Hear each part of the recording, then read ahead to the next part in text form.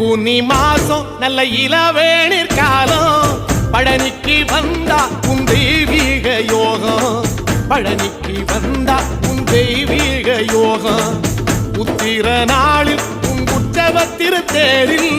சிங்காரமாக உன் அலங்காரம் கண்டே அலங்காரம் காண நான் ஆனந்தமானே கைலாசன் மகராசா உன் வாசல் வந்தேனே குளிரான பன்னீரால் அபிஷேகம் கண்டேனே